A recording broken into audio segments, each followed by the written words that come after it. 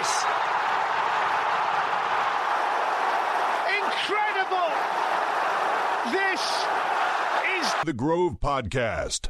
And I was holding my sausage dog under my arm, and they're like, excusez-moi, madame, we've had like a welfare check, you're making too much noise. And I was like, William Saliba has won the fucking league.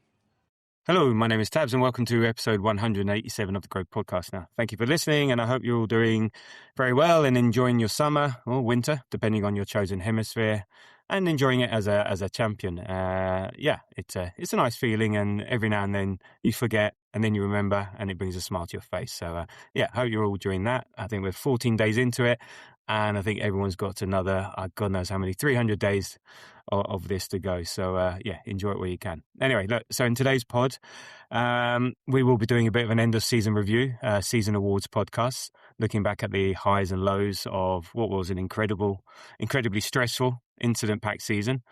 And joining me today are two, what I thought were two fine gentlemen of Scottish persuasion, but I found out some shocking news beforehand that one of them wasn't. So it's in the accent, Tabs. I've told you before. I lived like 5 years in Scotland total. You know what I mean? Like, come on. Look, I'm going to get my Italian passport out, yeah? So, look, the accent counts for shit. But, the amount of times you speak about the Scottish football and Scottish rugby, forgive me for thinking you might be Scottish. I was the first ever born outside the... I was made to support Scottish football and rugby, but... there we go. Don't give me the accent, does it? If accents meant anything. Anyway, Jamie, how are you? How are you? How are you enjoying being How are you enjoying being a champion and walking around like the Ready Brett kid with a glow around your body? That's terrible. 80s breakfast cereal adverts reference. There you go. I mean, that's a hell of a reference, mate. I don't think I've been exuding quite that, but it has been absolutely lovely, hasn't it? And I've quite enjoyed the various. I've had an absolutely horrific week with work since the parade, but I have enjoyed that it's been the talk of every closet Arsenal fan that I can find in the company has kind of come out to celebrate with me. That's been quite nice. Yeah, how was the parade? Because you were there last week. So how did that go? Of course, I'm the only one. Am I the only one that was out of us? Yeah. We were stuck in Budapest. Well, you boys, you two both had quite horrible work.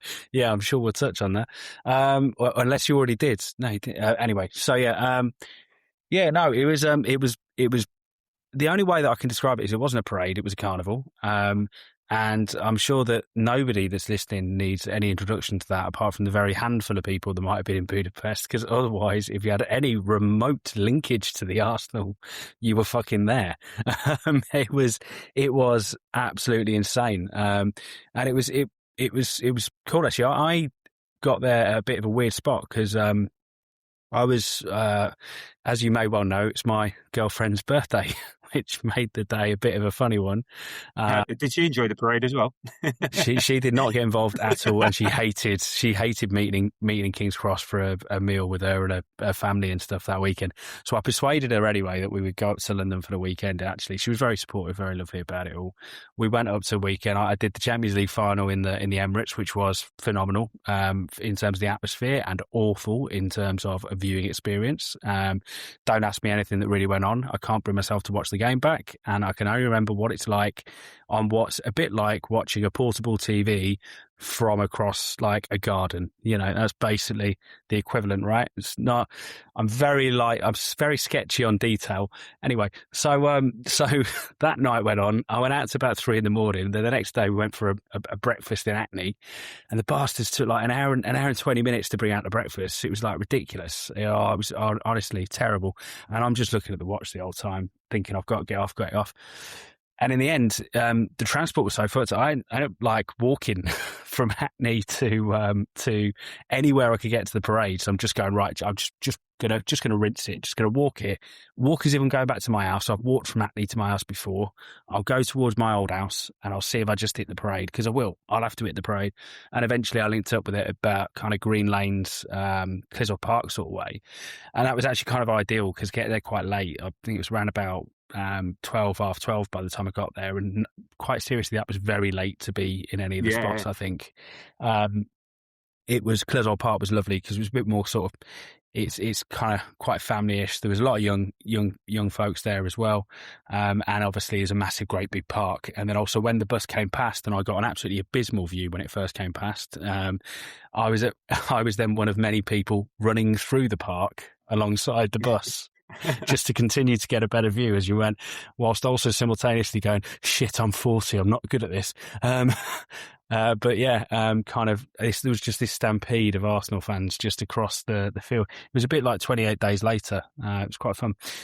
So yeah, it was really good. And then afterwards, I walked the parade route backwards and met up with a few Grovers. And yeah, it was absolutely brilliant. Saw some of the carnage, and yeah, and then I did 19 miles walking around it, and it was just like a carnival. The best bits for me were all the little breakouts, and this is the bits where it was really fun. It genuinely was like Notting Hill, in that like 2 side streets away from where the bus route is, there's just like a fucking rave happening outside of somebody's house with somebody on the decks. And then next door, there's a geezer renting out his toilet. And then next door to that, there's a geezer selling like curried goat. It's fucking great. It's just Notting Hill Carnival basically, but an Arsenal version. So yeah, it genuinely was. I've been to an Arsenal parade before for the cup, and I've never been at one for the league. I've been looking forward to it for years, living in Holloway, and as I've said before, I can't believe it's happened. Literally a month or two after leaving, but I just have never seen that part of London that I absolutely adore. In just the whole place enraptured. Didn't matter where you went, it was just one massive, great big scene. So, and even if that did involve bringing a few people up that had absolutely no idea what they were even there for, but it was good fun. Cool. No, sounds good. And also joining us today is a genuine Scottish person. No, these fake plastic ones. And Andy, how are you doing? How are you enjoying this period between the end of season and the World Cup? A sort of footballing perineum, if you like. I've actually got a lot better things to do than sit here and listen to these. I think that That has got to top ready break, and I don't even. Oh dear. I mean, you were quite low following the. Wow.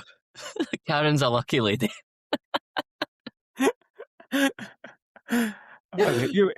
I was about to say you were quite low. Don't get me started. Right, you were quite low following the Champions League final. So have you sort of gotten over that and feeling a bit better about things? Yeah, I think so. I don't know if it was like kind of being at the game or whatever, but it did. It took me until about Thursday to get over that game on Saturday. I think just because it was, we had it in our hands. There was such a big opportunity there. But yeah, I think by Thursday I'd recouped the sleep that I'd lost. I'd recouped the rage I had kind of built up at Wizz Air and Ryanair and everyone in between.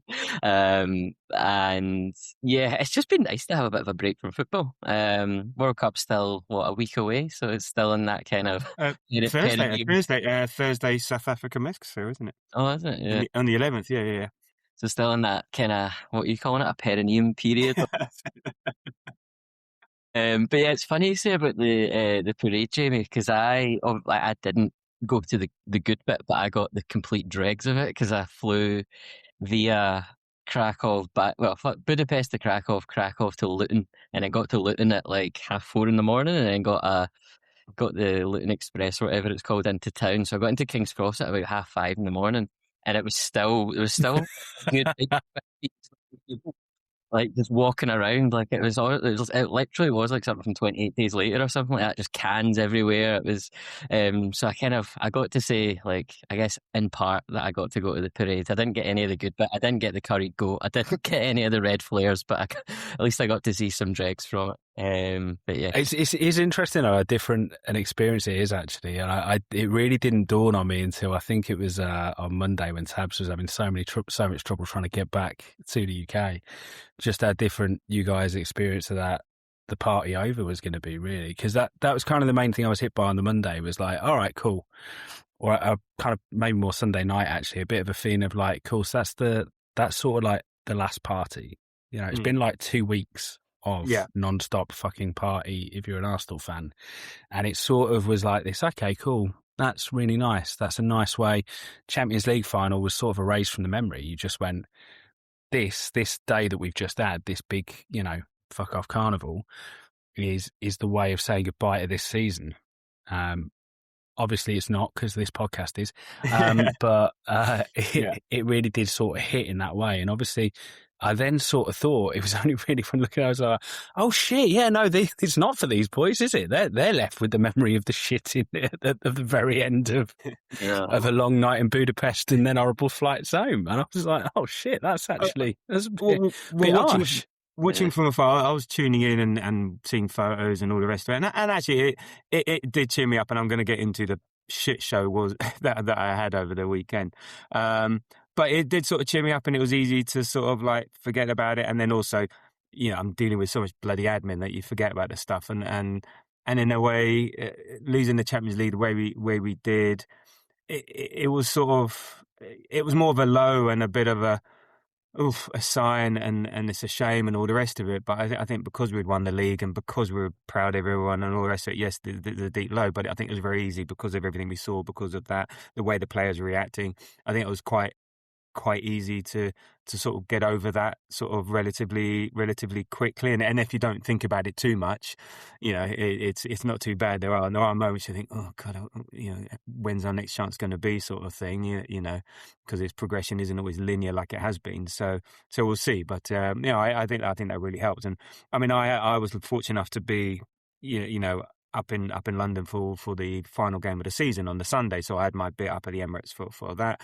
Budapest, despite the result, was an amazing weekend, and despite all the admin we had, I mean, I was there with you, Andy, and stuff like that, and it was great fun, and to see everyone and the whole experience, to be there, the fan part, the setup in Budapest. So I think I often find a lot of the times with these trips, okay, this was more significant, but the trip and what you do there and the fun that you have, the result is not, it's sort of secondary sometimes. You know, if you were to lose, or draw, like one of the league phase games or whatever, you're not so worried because, hey, you've had a good weekend with a bunch of mates, sort of thing. So this was just maybe a bit more of an extreme version of that. But I mean, I must admit, this week, you know, we had the extreme highs of May, and I think we were all living off adrenaline for a few weeks. And actually this week, I think I crashed.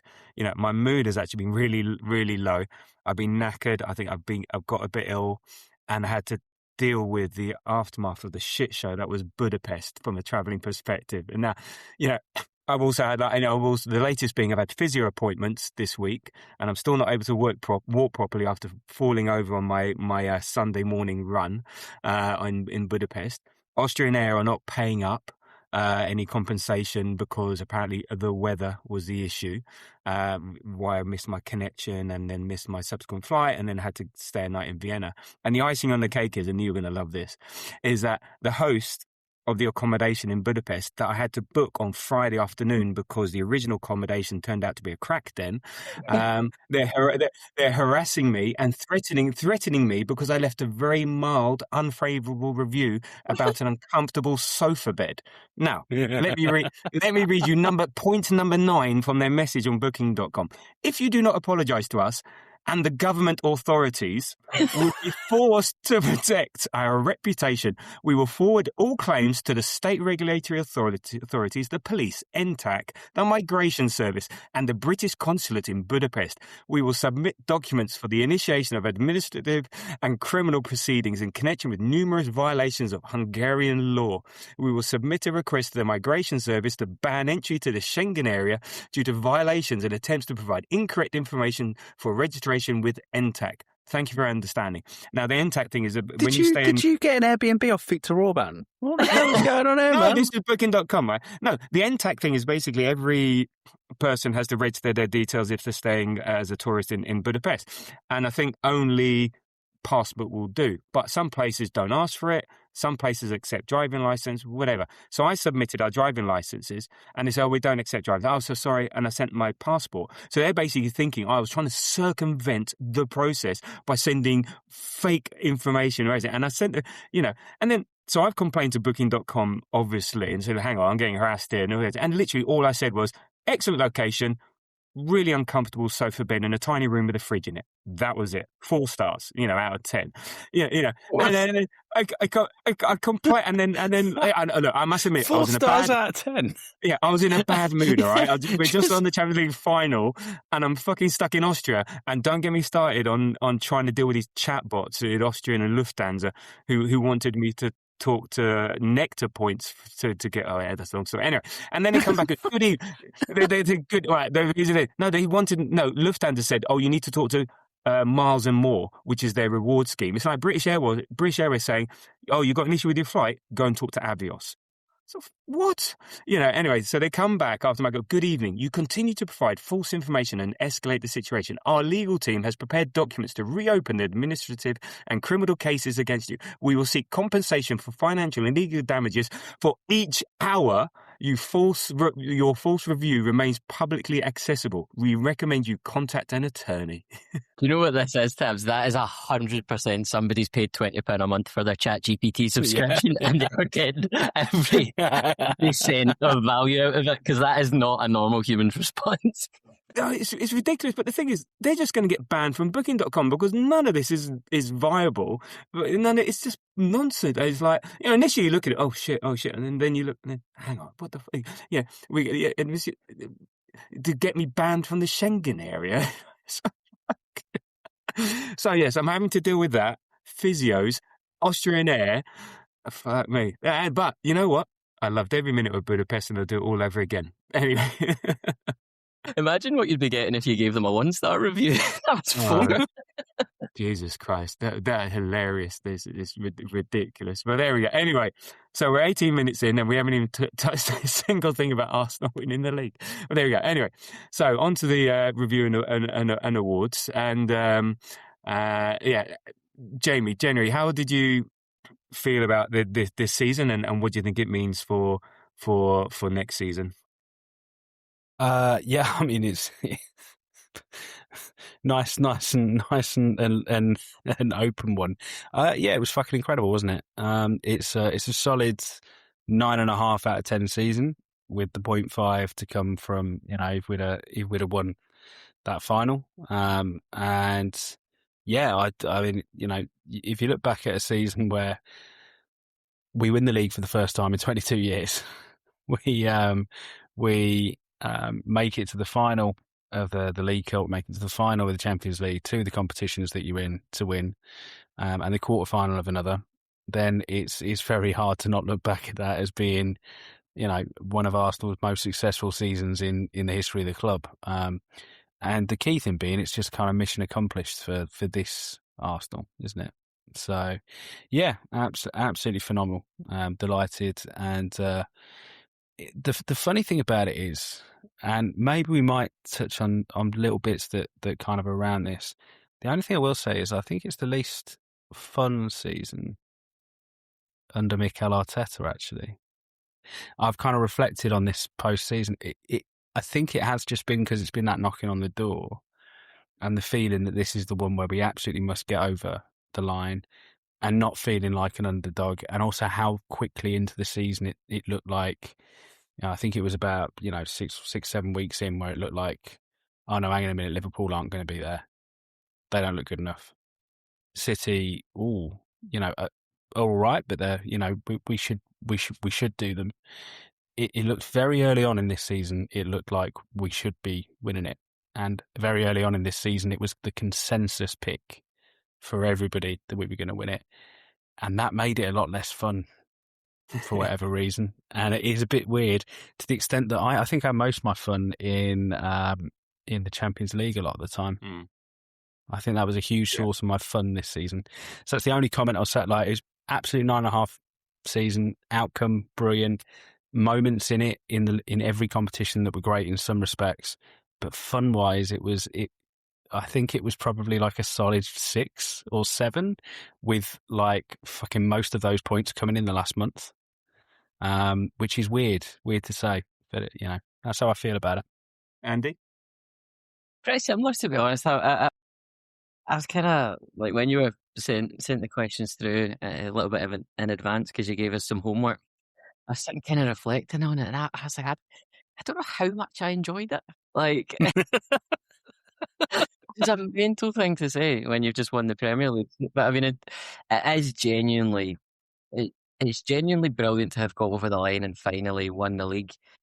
But I think that's kind of why, like, I've been feeling, like you were saying, Tabs, like, kind of so low and so flat over the past week, because it has just been this kind of 9 months of stress. Every 3 days it's been another game, because we went so deep in basically every single competition, apart from the FA Cup. It's just felt like this relentless kind of treadmill of just needing to get over the line, and then the pressure building from the media. And I know we've discussed that kind of a couple of times, but I think it has almost difficult it has been getting over the line this season. I'm almost equally as excited about what next season and the next kind of 5 to hopefully, fingers crossed, 10 years can bring, because this season was a season kind of built on set pieces, defensive pragmatism. Not the prettiest football, but I think Arteta and the club, after kind of, what was it, 3 seasons of finishing second, they were very much put on that pedestal of, you need to win now, and there was no room for nuance. There was no room for any sort of analysis along the way. It was very much win, or potentially you're looking at your job for the media, but also for sections of our fan base. And I think now, for that kind of pressure has just almost gone overnight. You've seen the kind of reaction on the streets of London, or even in Budapest. Everyone was just so happy over in Budapest, and I think that was reflected in what I've seen over from the videos in the parade. And it feels like for the first time in probably 20 years, we kind of almost feel liberated. We almost don't have to go into next season and do something, and I think because of that we will. And you've got kind of all the other dynamics playing into it. The fact that you're a champion means you can act differently in the transfer market.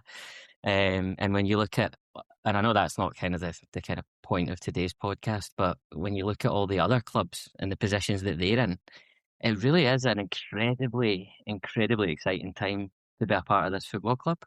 So yeah, overall, incredibly, incredibly positive season, but I just don't want to do it again. I'd happily take the win again, but it was, that was some of those weeks, like coming away from Wolves, coming away from Bournemouth, were absolutely brutal. Yeah. No, I mean, this time, the journey was quite tough, but at least the destination justifies the journey, I guess. But no, I like your point, and I think you're right, Jamie. The pressure was off the Champions League, partly because of the style of play. You're not coming against the low blocks like we do here, or the style of play, and it's a bit more open and stuff like that. And I think we played with the freedom. It just felt a bit easier, and the draw also fell our way, so the games weren't as tough. And as we know, the Premier League, look how many teams have qualified for Europe. Look how many teams were in the Champions League. So what you're facing week in, week out in the Premier League is just far harder than you do in the Champions League. No, you're right. The resounding thing. It was brilliant first half of the season, and then it was a slog for the second half, and it was just the angst of getting over the line, and it wasn't helped by the way we were playing, wasn't helped by injuries. So the residing memory is like the angst, but we did it. So then it's relief. It's relief and then joy at what we did. Type things. So I think the initial thing is just like, oh, thank God we've done it. That's it. We can all the shit beforehand. Yeah, and I think we said it on previous pods. This league win is not the 25-26 season. It's like the 23-26. It's taken us this to get there. But I think we were ultimately the best team. I think the end of the result showed who we were versus who City were, showed up who Man United were. So actually, as I say, the league doesn't lie. And you look at that top five, it exactly represented who these teams were this season. And we just happened to be the best team. We just made harder work of it than potentially we needed to, but that's not surprising given the psychology, given the fitness, given the tournaments we were in and stuff like that. So I think what it means for next season is the one thing I'm thinking, we're not going to shit the bed every time we maybe get a bad result. Because sometimes bad results happen. And everyone this season is so stressed that any time any points were dropped, it's like, it was just an existential crisis. It's like everyone's throwing toys out of the pram and everything. Next season, we've sort of got the comfort that we're champions. Now, we want to do it again, but if we don't, well, at least we've done it then and all the rest of it and whatever the reasons are. And every result is important, but at the same time, not fatal. And I think every time you mentioned Wolves, you mentioned Villa, mentioned Bournemouth, even City, they weren't fatal, but you obviously are other people. Yeah, so I think this will just give us a bit of freedom for next season in terms of the fan base and the players. So that's where I'm with that. So okay, let's get on with the awards then. Starting off with player of the season, Jamie, who is your player of the season? A really tough one, really tough one. I was torn between two in particular. I won't say the other one, but I honestly was like, I think I'm going to make the call right now because this is the only one where I couldn't really score between them. I think on the balance of absolutely everything, I am going Declan Rice. I think just the leadership that he showed was probably the main thing. I think at times in the season where it really was needed. I think we've had I don't know how many times I've watched a reel or seen a T-shirt, or God knows how many people at the parade had T-shirts and banners of the "It's not done," or alternatively, conversely, "It's now done." Kind of variety. Yeah. And I just thought, I thought also as well throughout the season, his technical ability is absolutely outstanding, right? But he really showed he has the confidence at this stage as a footballer to show that, to use his technical ability a lot of the time, to occasionally get himself in trouble, and then has the mentality to be able to have that confidence in the first place, but then also to be able to power on through when the going gets tough, and in particular when he's put himself in that tough position. For me it was Declan. I think it was a Declan Rice season, I think, is probably the way that I would put it. That sort of relentlessness that player has, a mixture of relentlessness and quality. That's what we did as a club, and for me, he was the one that exemplified it, and therefore, he's the one for me. I think that's really, see the point about Declan Rice's technical ability and confidence. I think that's an incredibly exciting thing for me moving forward, because I have always kind of felt a bit uncomfortable with Declan Rice in that left 8 position. But then when we first seen him in the 6 coming in, he wasn't quite knitting it together. And it's almost like either luck or a stroke of genius. By playing him in that left 8 position for long enough, he's got the chance and the time to build up that technical skill. So now I think we can be a lot more comfortable dropping him slightly deeper. Not in every game, but I think in the majority of games, especially the ones we play at home against kind of the kind of bottom 14, maybe 15 sides. But yeah, I think it's a great show. I think it's a good point, and I think he's actually, I would add to that and say, I think this season he became less of a left 8 than he was last season, and less of a 6 that he was prior to that, and he became a much more kind of positionless midfielder and driving force within the midfield. And I think also as well, him and Zubi's relationship is a lot more give and go, a bit more Vieira Petit, if you like, than we necessarily have seen with previous kind of very distinct. We have a pivot player and then we have a left 8 and then we have, kind of quite a bit of structure potentially. I think that there's a lot less structure actually in Declan Rice and Zubimendi versus the others, which I think has been kind of interesting as well. And again, might speak to both Declan's qualities and also Zubi's qualities as well. Maybe it helps that the two of them can dovetail quite so well. Yeah, indeed. Andy, who was your player of the season? So similar to Jamie, I kind of went between one of two players. And to be honest, I think my number one is the one that I'm going to kind of be actually able to talk about, because I think it just about put Declan Rice as number two. I think my number one genuinely is William Saliba. Okay. Well, I just think he's interesting. I didn't have that one down. Yeah, I just think, and I think this is the kind of point. I think he's almost penalised by like how consistently good he is. Like, he's so effortless and he makes the game look so easy. And I think because of that, your eye isn't really drawn to him. But like the minute that he's not there, and we've seen that in like the 22-23 season, as soon as he got injured against Sporting Lisbon, he came out the team and we dropped 10-15 yards. He's almost like, especially at home against the kind of lower, or the kind of lower teams, he starts a lot of our attacks.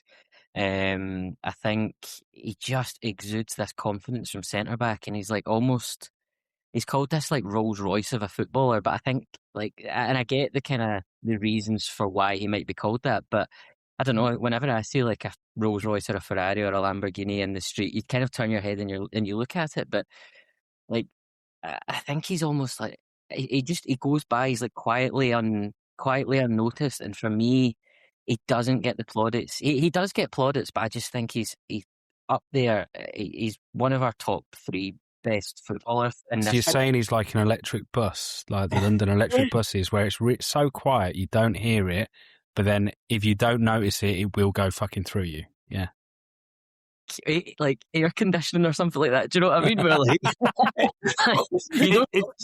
sorry, you've got tabs all of a sudden now. Air conditioning. No. I think it's because he breaks. Then if the air conditioning breaks, you notice it, and it's like, oh, it's really on here. What the hell's going on? But it's just quietly on in the background, making you feel comfortable, making you feel confident. And I think for that, he's just, it's kind of like the minute he stops working, I think we would. I don't think we would. I don't think we would have won the league. We couldn't have played the way we played in a lot of games, and I think it's because of that. For me, he needs to be recognised, and for me, he's the player of the season.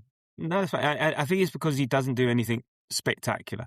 So again, it's not like Rice, because he's everywhere and what he does, and then his sort of leadership on the pitch. Not like Gabriel with his headers, and he's just more demonstrative. He's just there. But another podcast like this calls about tent poles, and he's one of our tent poles. You take him away, and we could we could potentially collapse. So no, it's a good shout. I wasn't expecting it, because I was expecting my one coming there. But again, I think because of there's a few people very easily could have it. So like, you'd have Rice, obviously Gabriel with his goals at the beginning of the season and the way he is and just the way he is as a defender. I mean, him and Saliba together, just amazing. I think Timber was everyone was talking about player of the season. The first half of the season, he was just so good defensively, going forward.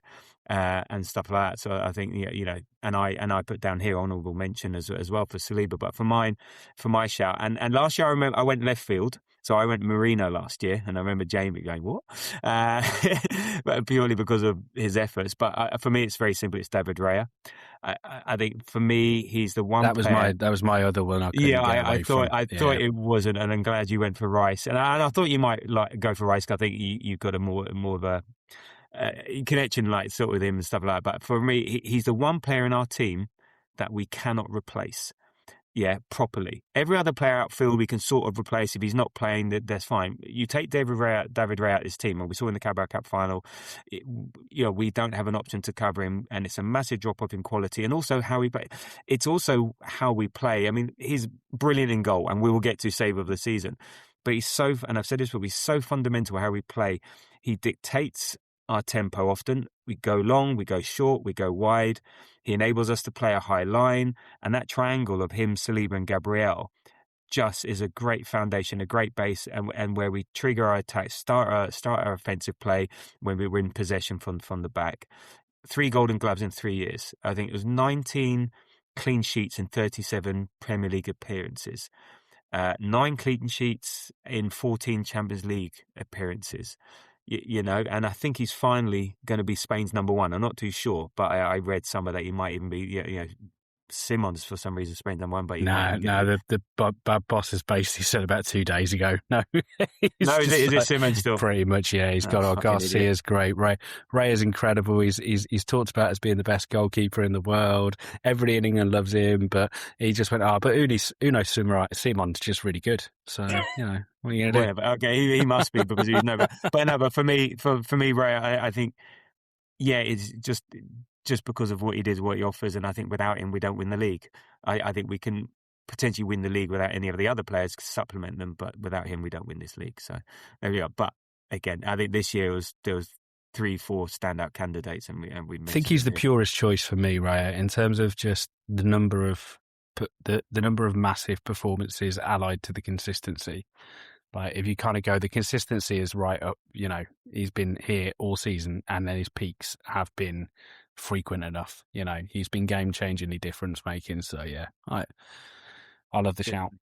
Okay, so Andy, who's your? And this is slightly different because, like, yeah, we have who we thought was the best player, but who's been your favourite player of the season? Who have you like enjoyed watching this season, or just your favourite player within the squad, within the team? For this season, it's Leandro Trossard. Just because of I think one of the things we struggle with in the team is having those moments players, and I don't think Trossard quite meets the definition of moments players, but I think for the moments he has kind of given us this season, if that makes sense. Like he doesn't almost give us enough of them, but I think like the goal away at Sunderland, obviously West Ham, like he's just for what he came in as kind of almost a second, potentially third choice a few years ago, 20 million. The value for money that we've got out of that player has just been phenomenal. And if this is to be his last season, then I think it's just been a brilliant season for him to go out on. Just the way he knits the ball, I love the way he comes inside. His technical abilities is off the charts. And I think without that goal at West Ham, I don't necessarily think we're sitting here with that Premier League trophy to the right of the screen tab. So for me it was a kind of toss up between Saliba or Trossard, but I think just for that, like the emotional connection I seem to have to Leo Trossard, I think he's my favourite. Would you keep him for next season? I would, 100%. Yeah. I think he's kind of that age where he's potentially not going to.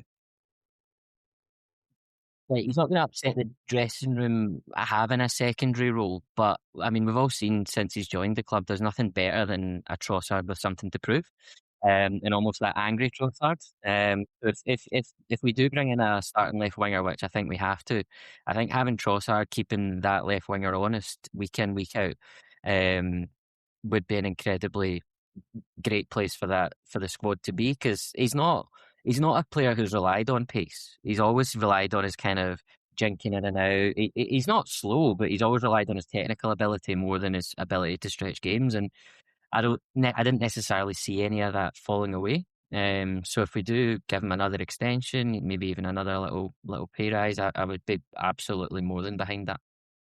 Cool, very good. Jamie, your favourite player of the season? This is definitely the one I think where it could have gone to so many players. It's unreal. As a 5 goals against Spurs in his first season is pretty hard to get away from. As the season progressed, there were different players too. Jock suddenly became, a favourite player, just to see him, actually doing what I wanted to see him doing, running channels. The worm and has stuff. Turned. I know. Hey, look, I'll still talk about his attributes not being what I want, but I know. I told you, he became my Kevin Campbell, and I'm delighted about that. He's a Kevin Campbell, and I'm happy. Loads of other guys, but I think where I actually sort of landed on, and this is a bit more of I've probably fudged the category a little bit to talk about a player that I think deserves a mention for the season and won't come into any other category. And genuinely, I've loved watching Max Dowman. I think I think like everybody, I think there were times in the season where we needed a little bit of a lift of a complete innocent in the team a little bit. Someone who he's not affected by a big price tag having come in. He's not affected by a seasons of disappointment previously, however you view those seasons. I viewed them all positively. There's still that kind of, baggage, that kind of, this is the season, you've got to do it. This is the year you get over the line.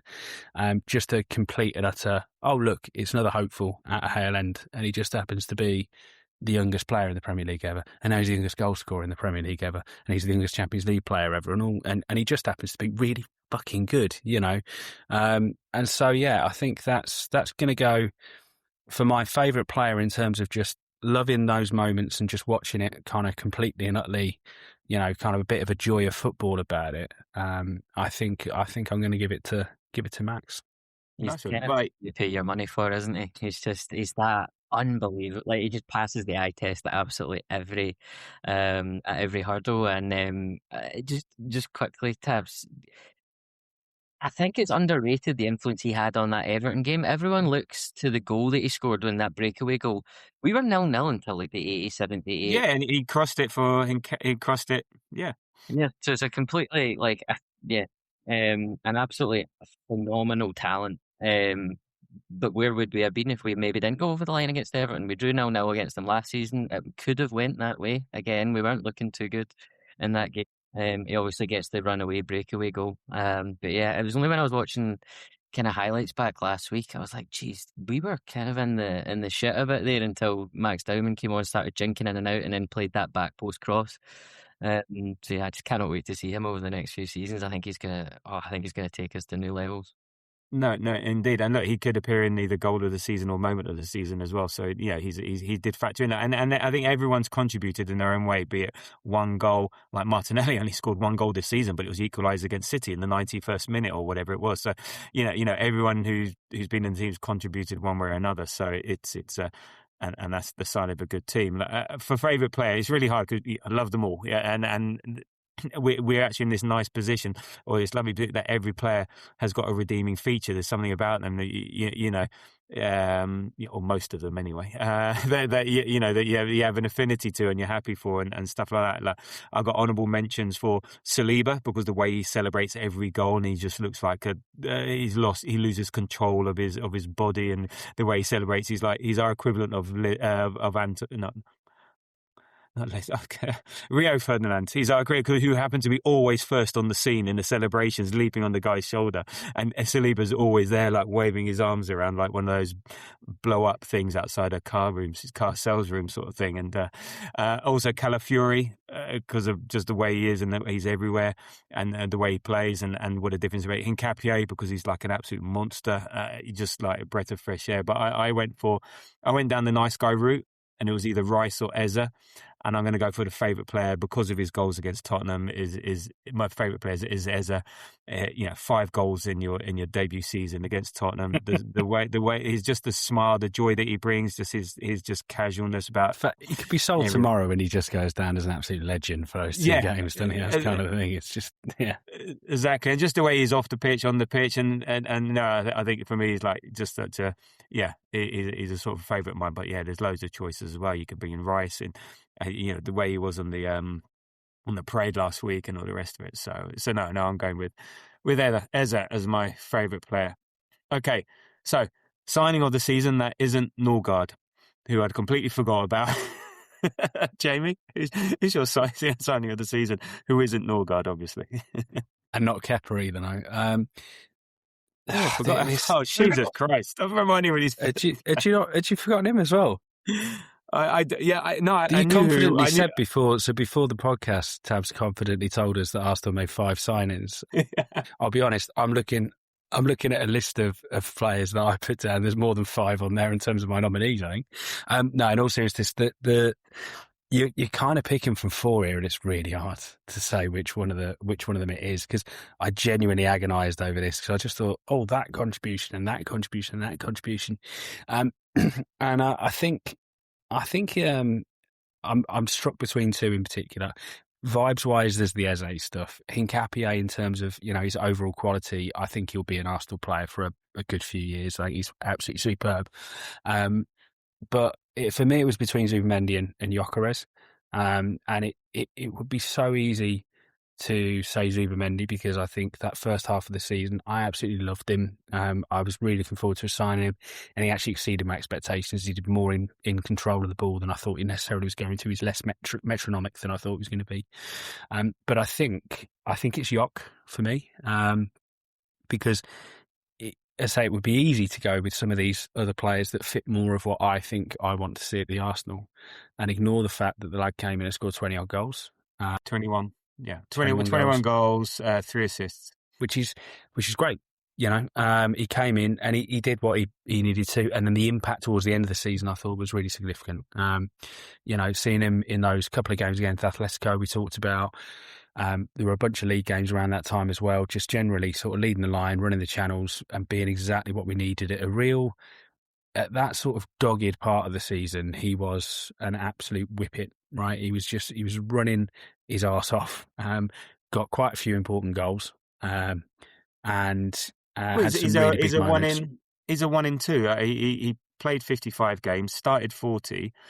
So his goals per 90 is 0.54. So as a striker, 1 in 2, that's a pretty good turnaround.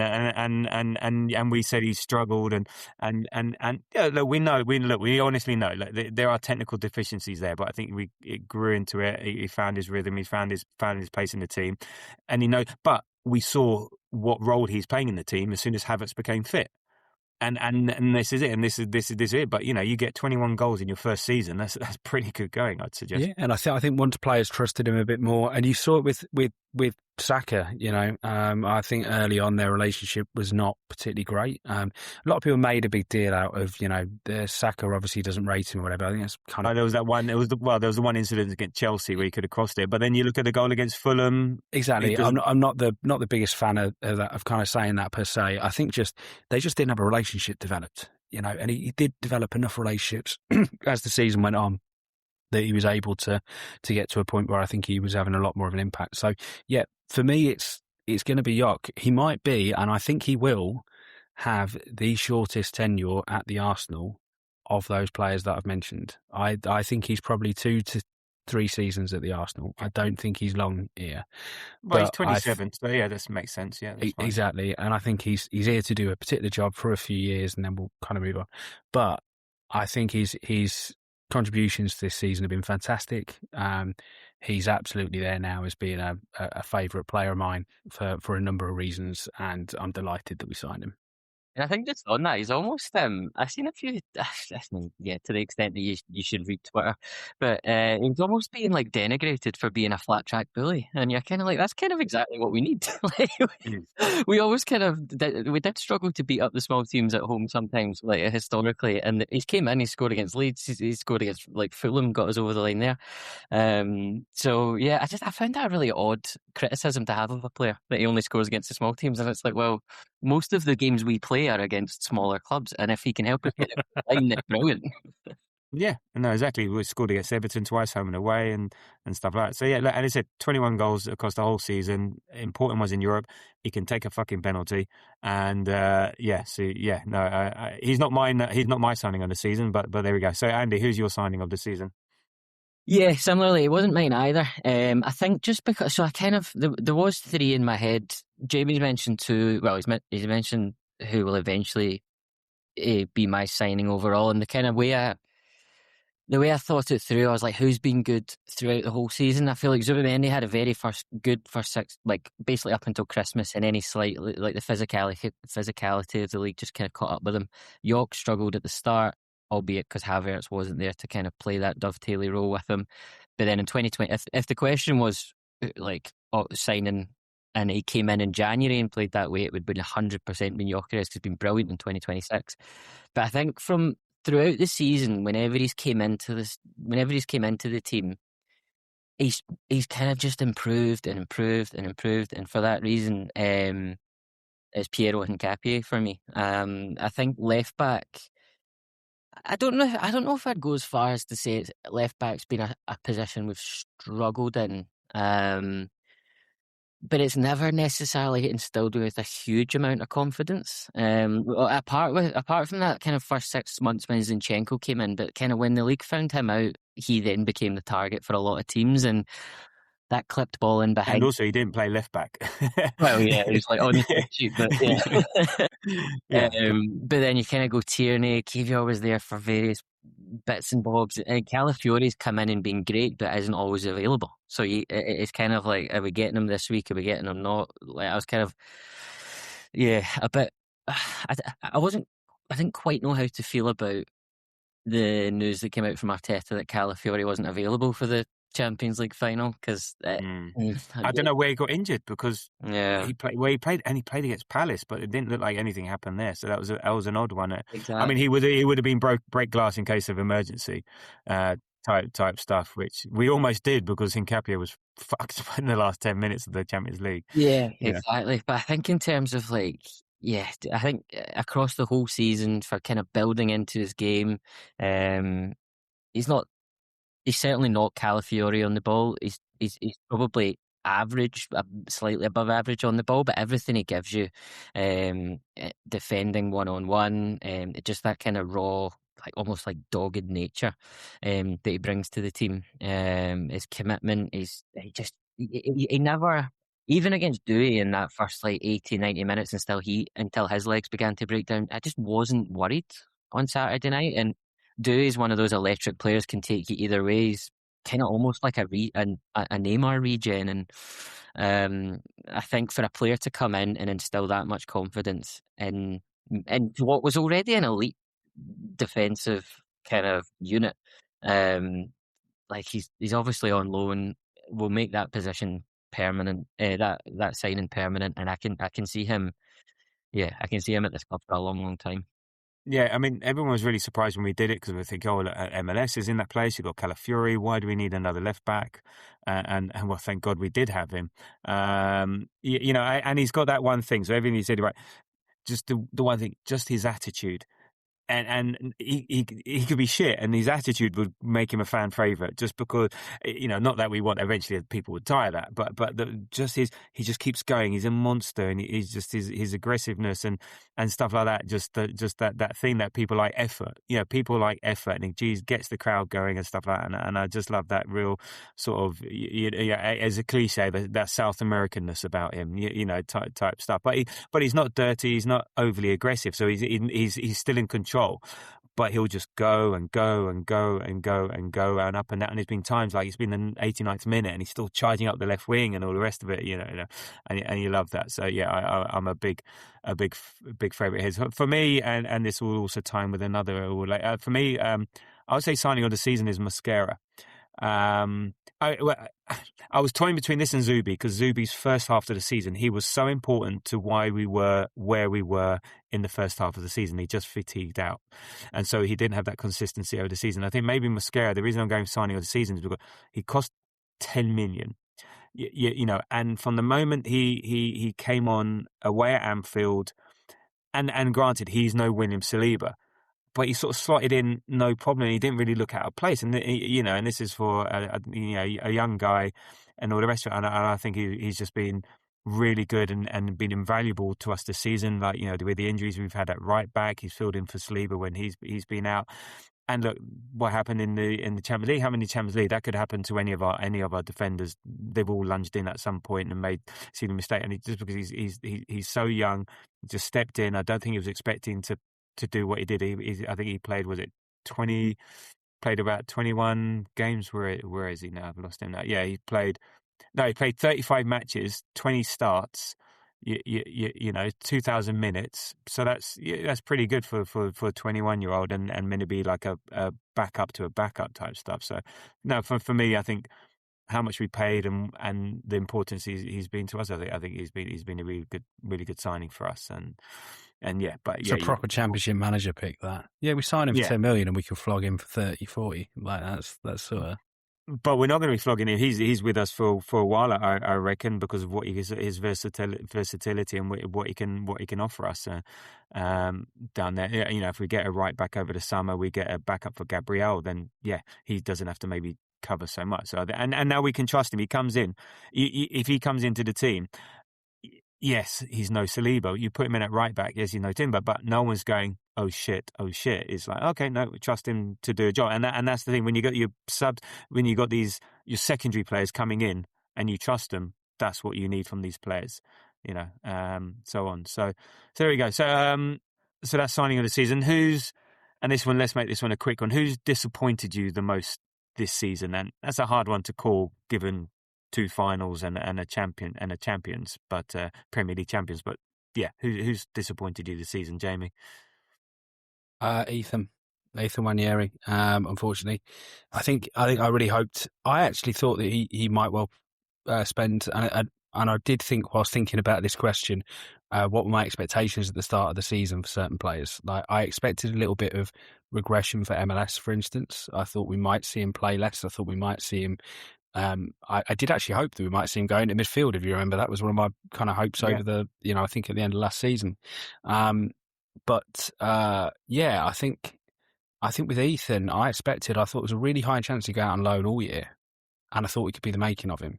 That was sort of where my expectations were sat. I thought I don't see him playing a huge part for us. I think when he does play for us, though, we should be able to expect that if we do need him, we call upon him, and he does what Max, on the other hand, did when he came in at times, and he has an impact.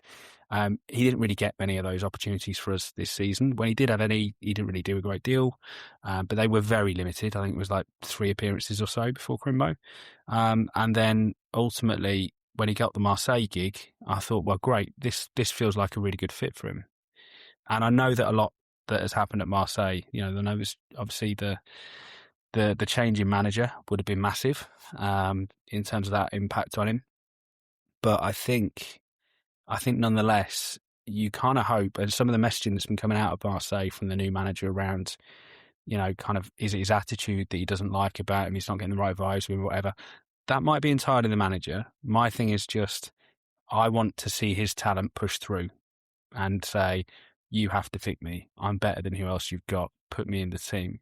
And that didn't happen. And I think that's a bit of a shame for him, because I think the Ethan Wanieri we were seeing at times last season felt like somebody that, if you stuck him in League One, was going to be able to have a really big impact, a really positive impact. And yeah, I struggle to accept that, unfortunately, he's had a season that is a very clear regression and puts his future at the Arsenal now in a little bit of doubt, because you look at where he could fit into the squad and you can't really see where he is.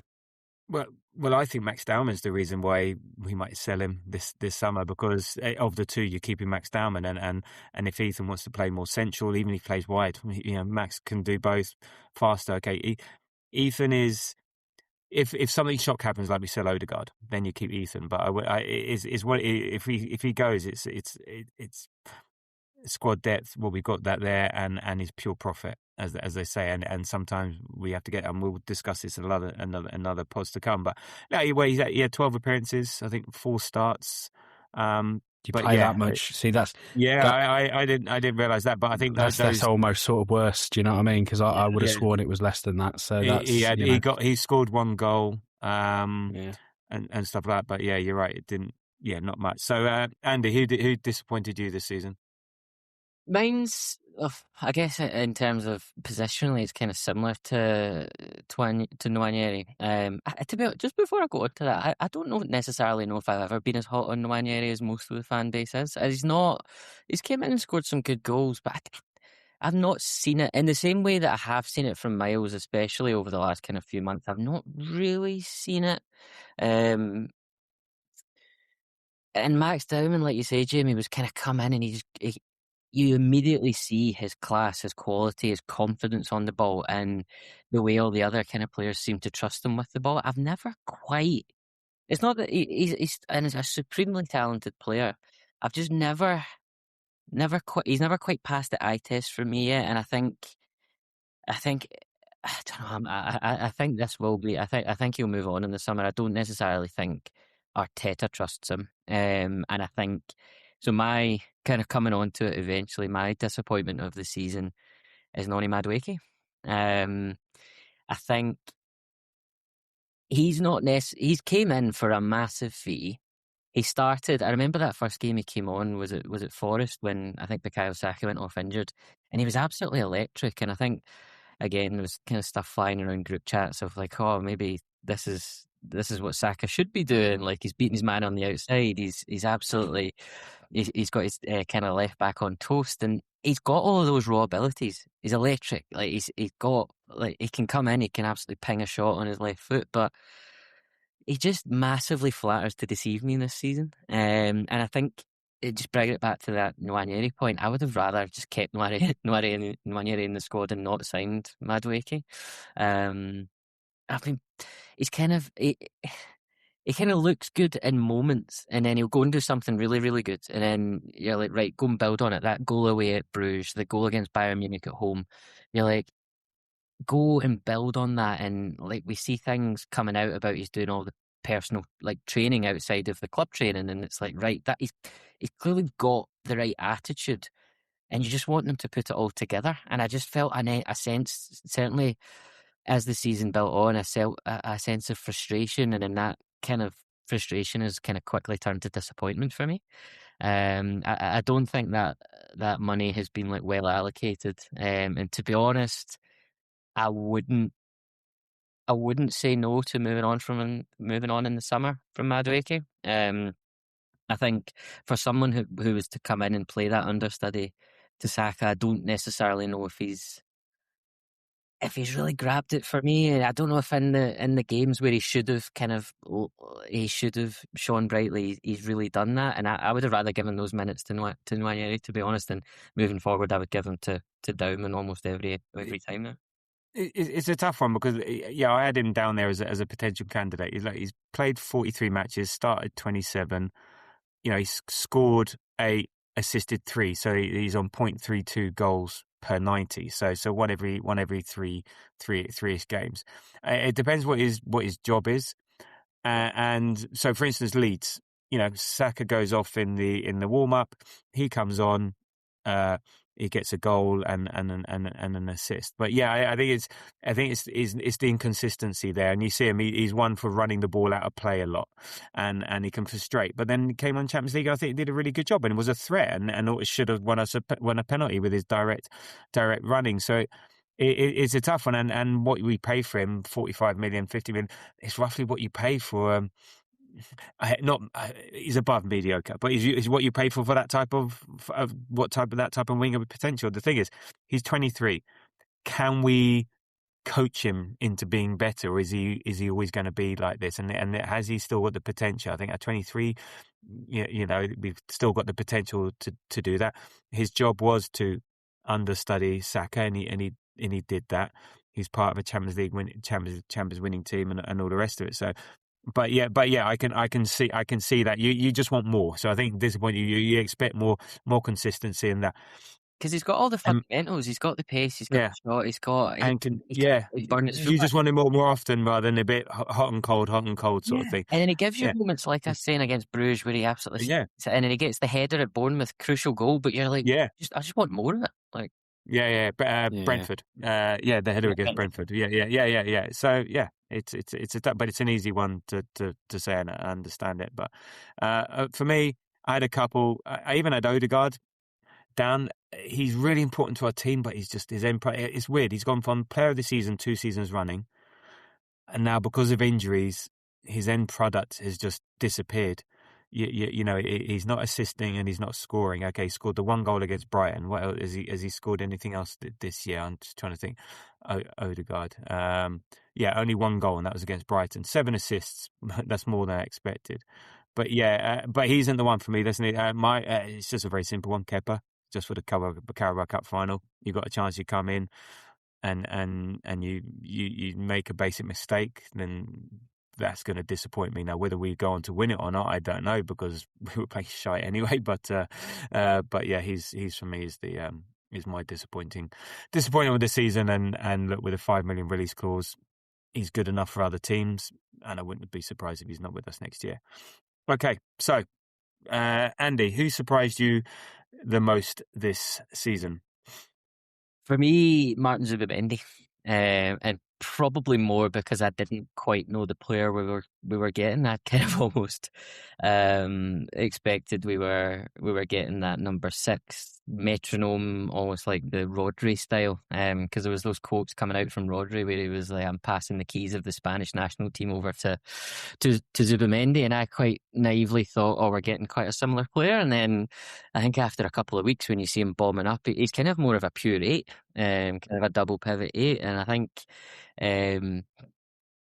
So there was kind of the positional surprise, but then that first 3-4 months that he came in, he was. I remember that performance against Aston Villa, and he kind of turns up just after half time and slots that goal. It's an incredibly important goal for our season, and yeah, I just didn't see that coming from that kind of player. That level of like almost like a duck to water coming to the Premier League, so calm, so collected. And I guess almost on the flip side of that, the surprise is like how it almost seemed to kind of fall away once he lost his legs and he lost his physicality. I'm incredibly confident he'll come back next season. Hopefully gets a bit of a rest after the World Cup, and he's able to now kind of understand what the physical demands of the Premier League are. He's obviously played most of the teams now, apart from the ones who'll be have been promoted. We might use him in a slightly different way. Might give him, now that we know his potential physical limitations, we might give him a bit more of a break at the start of next season. But yeah, I think, and to be honest, I find it difficult at this time of year not to discuss transfers, but that's when there's been these links to Tonali, I just don't get it, because to me they're very, very similar players, and I just don't quite get the. No. It puzzles me because I think it feels like agent talk to me. Squad depth.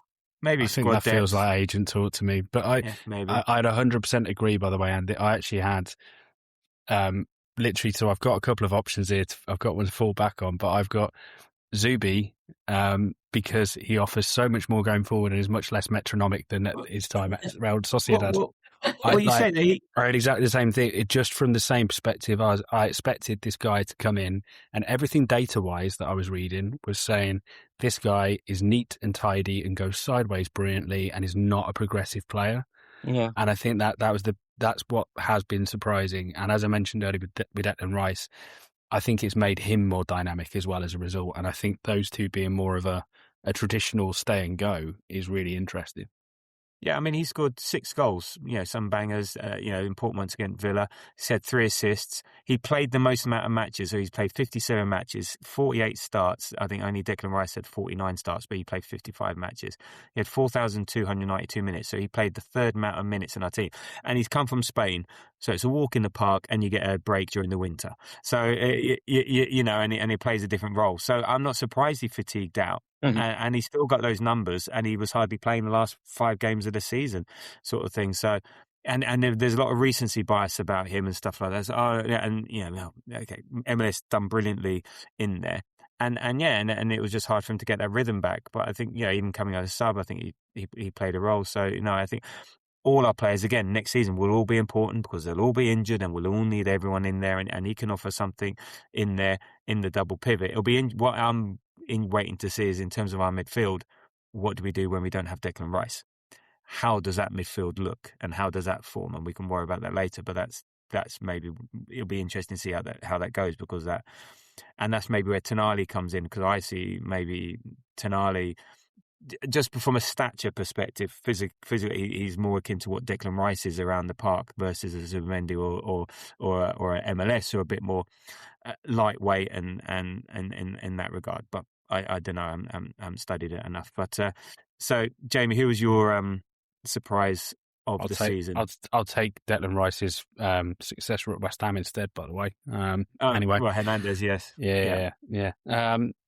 So, is it Hernandez, not Fernandez? No, it's Fernandez. For some reason, I've got it in my head as Hernandez. I was going to say, am I going to have to put a spelling error for something that's coming up later on in one of the categories? Yeah. So, as I say, Zubi was my number 1 for this. I'll go to my number 2 because I think it's just worth saying. There's I think it's just MLS for literally the last 5 games. There weren't very many surprises for me this season in terms of the playing stuff. And that was, I think the way that MLS's season went was surprising overall, right? I expected him to be a bit more involved. I expected him maybe to move around positionally a little bit. And I think, him going absolutely missing for such a long time, causing the Reddits and the Twitters and the X's and all that to all go absolutely crazy and, beat Mikel around the head for a little bit during times when people are upset about something completely different. And then, ultimately the way that his season ended, for him to have this triumphant sort of feel-good moment to occur at the end of the season where he's a really key player in 3 league games and then starts the Champions League final and is so, absolutely trusted and takes the place of Zubimendi, this guy who's had a really good set of games for the club in his first season. I thought was really, I just didn't see it coming towards the end of the season at all. I'd sort of written it off and gone, you know what, yeah, it's a little bit more of a regression than I thought it was going to be. He's probably going to have a loan next year. I don't fear for him long term at the club. I think it's going to be all right. But to see that end of season occur, and then some of the stories that came out around that, kind of Ian Wright talked about it a lot. MLS has since talked about it, about him starting to train in midfield and, doing his homework January. And all that kind of stuff. Yeah. That was great. And I liked that it kind of all happened in the wraps a little bit. And then when it happened, it was a really nice little boost, I think, for fans and the team. The team needed somebody to bring a bit of energy, and he very much had it. And the fans, I think, needed that little bit of a boost at that particular point in time as well, when we were very tetchy, very nervous. We're eking out wins, and it's nice to at least have that thing you can latch onto and go, oh, isn't it great that MLS is in? That's didn't he have a really good performance? So yeah, that's my really pleasant surprise of the season within it. Yeah, he brought an energy, but he also brought like an incredible technical level when he came in. Like there's some of those passes he was playing in the Champions League final. Like we don't have very many vertical passers for the reason that I was wanting us to go down the line of somebody like Adam Wharton, so somebody can just punch the ball through the lines because we struggle. And some of the passes he's been playing since he came into the team, I've been like, well, no, I don't want to forget Adam Wharton, but he's seriously surprised me in the passing level. But he's always been good at his ball carrying. But that it was like a total antidote to what we needed at that kind of point of the season. We needed somebody to get on the ball with confidence, with energy, with someone who maybe hadn't came bogged down in that kind of January to March period. He came in and he just brought a freshness to that midfield that it just kind of gave everyone. I just always go back to that Fulham game, and we'd been struggling at Man City. We then played out one of those turgid 1-0 wins against Newcastle. And I always remember like 10, 15 minutes in texting you, Tabs, and I was like, what the hell is this? I was like, it was almost like a complete unlock of a football team overnight. And I think a lot of that was down to Miles Lewis-Skelly. I thought he was excellent. No. And he always had those abilities when he was playing in the 18s and 21s. And it's actually, funny enough, one of the things that one of my abiding memories of Wanyeri that makes me excited for Wanyeri, and why I was disappointed by Wanyeri and I'm sort of convinced by him, is I just keep thinking back to the balls that MLS would play and Wanyeri going inside of a fullback all the time. And he always had that incisiveness. So him getting the chance to do that in the first team was great. Absolutely great. And yeah, fully agree. That Fulham game was just a joy, wasn't it? No, that's a really good shout. And I went with Mosquera, so I've talked about him, so no need to talk about him more. Okay, so Andy, what do you think was the injury that had the biggest impact on our season? I think it's probably a recency bias thing, but I think it probably, for what happened last Saturday, I think for me, Jurriën Timber, I think we were probably... It's not that recent, pre-Carabao Cup final. No, I know, but I'm thinking more against PSG because I just don't think. Yeah, I don't think. Well, we maybe don't play like that if Timber's in the squad, and maybe I don't know. Who knows? We might have given away. There's a very direct moment, isn't there, as well? Let's face it. Like there's the sliding doors moment of Mosquera is he's actually Timber, right? Yeah. Exactly. And I guess you could maybe even throw Ben White in there because I don't necessarily know if Ben White does that if he doesn't get injured against West Ham, but. Yeah, I think for the level that Timber was playing at up until he kind of began to like slight concerns around that Wolves away game. He seemed to really be kind of on his last legs, and and that does come back to how we use the squad appropriately next season. I'm hoping to, we had to go over the line this season, and I think that led to certain decisions around certain players playing in a hell of a lot of games. Maybe now that pressure's slightly gone for next season, I'm hoping we're allowed to be a bit more mix and match certainly at the start of the season, start of next season. But yeah, I think we got over the line eventually relatively comfortably in the league. We won it by 7 points. But I think had Timber not been injured, I think we'd have wrapped it up earlier, and we would have probably done something far more special in the Champions League. Not that it was Mosquera's fault, but I just no. But that starting lineup, I think we might. And I also think Carabao Cup final, him not being there makes a massive difference because we can't get out. It's just a different. It was something about that Carabao Cup final that was weird, but him not being there, just added to that. So, Jamie, any injury that you think made the that was on my list for sure. Okay. But I think Marino for me. I thought Marino was a really big one from January because I think that has, and I wanted to talk about it like twice earlier on in the pod. It's one of those where it links together. No, but I think just the very last category, in fact, with Zubi and the drop off. Well, a lot of it is that Marino isn't there to be able to. There was a point in time where Marino early on in the season has to play centre forward because we didn't have Jock and we didn't have Kai, and there's a point obviously from January onwards. That's a huge amount of time that Marino has been missing for. He's not there to be able to take those minutes off of Declan Rice and Zubimendi. It's one of the reasons why Zubimendi ended up playing so many 90-minute performances, I think, is that appropriate player to step in, which in the end ends up being MLS. But that appropriate player that you would have expected is Mikel Merino, and he's not there. And I think, and especially with that versatility as well, the fact that he can go into that centre forward, and with that particular job that he does, that dual winning job, and he's not a player. You can't go, Christian Norgard, you're going to come in and have those moments that Mikel Merino is going to have, because Christian Norgard can't do the things that Mikel Merino does. He doesn't have quite that same profile. He doesn't have quite the overlap that you might have with the profiles that are already in the first team.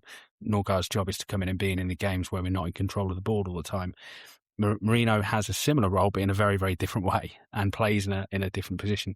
So it's for me, that was a really big one. I felt there was a lot of times throughout the season where I looked at a team and I thought, I could really do with Mikel Merino in there right now. And I looked at a game state where all sorts, like so many times throughout the season where I felt I'd fucking love a Mikel Merino right now. And actually, Carabao Cup's one of them as well.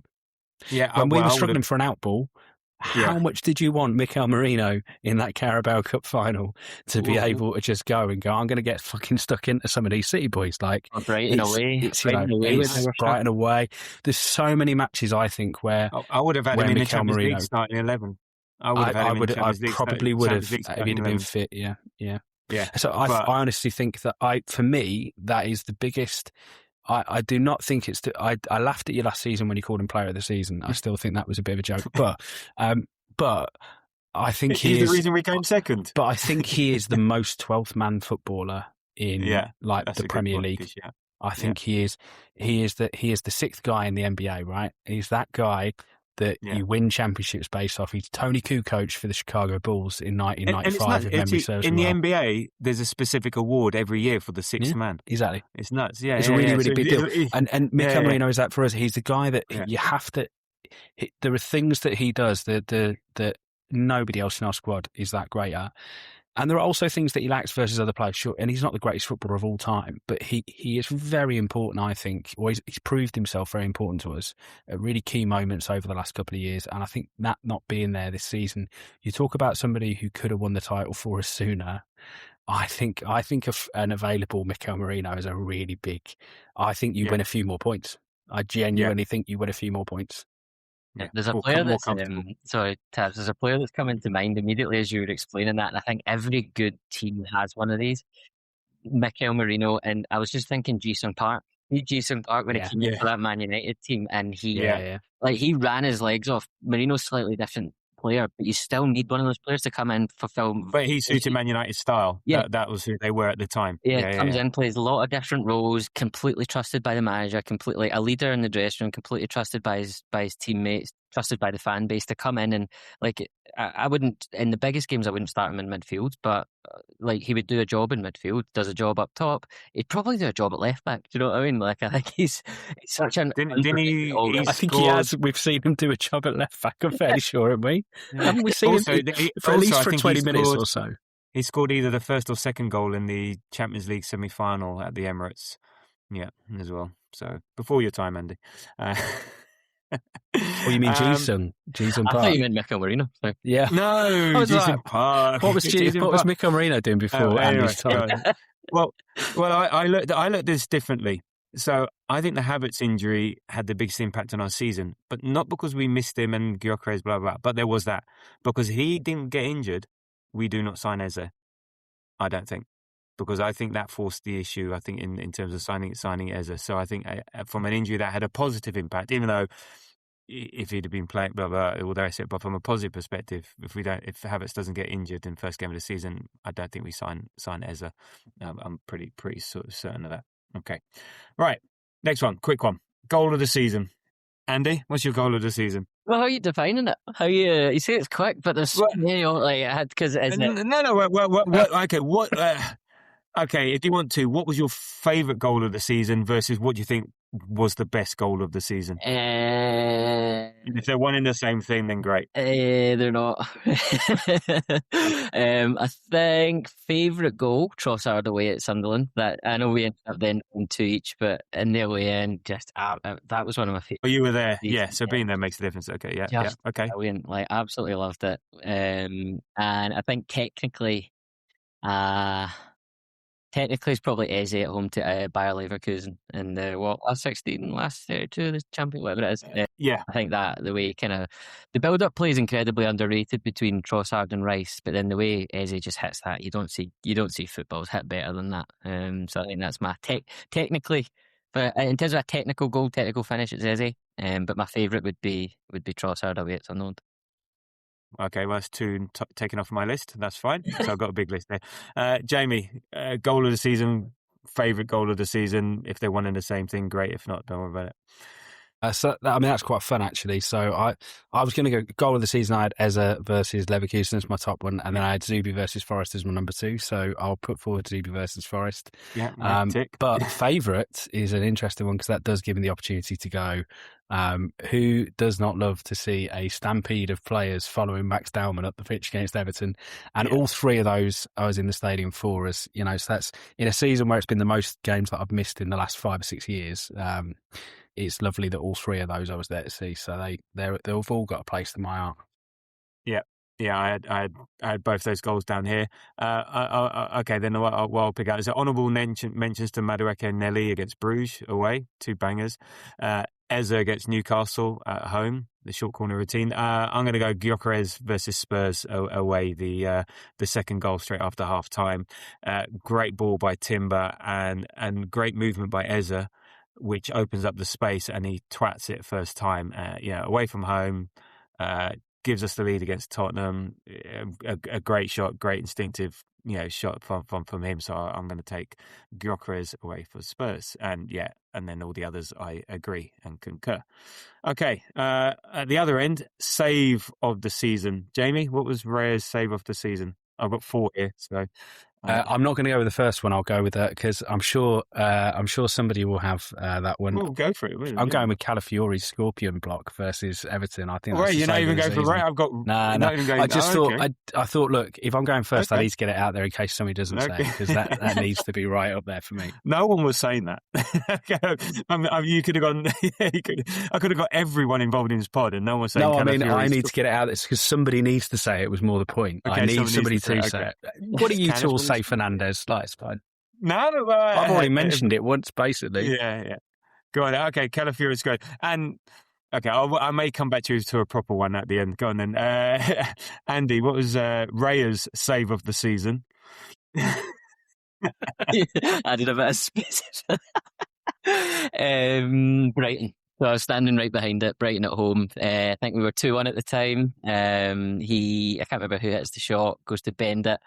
It's going to take it to 2 each right at the Christmas period. If we'd have been 2-0 up, drawn 2 each, if he doesn't save that, it could be... Minter came on as sub. Yeah. Was it 1-0? Was it 2-1 or 1-0? Did it go 2-1? It was 2-1 at that Okay. point, and then he 2-1, saved yeah. saved that goal to stop it going 2 each. I was standing right behind it. I was like, it didn't look like much of a shot. It looked like a good save. It didn't look like much of a shot, but then when I seen it on the replays after the game, I was like, "Wowee, what a save!" So yeah, that's for me. Yeah. Okay. So I've got a couple of mentions for Raya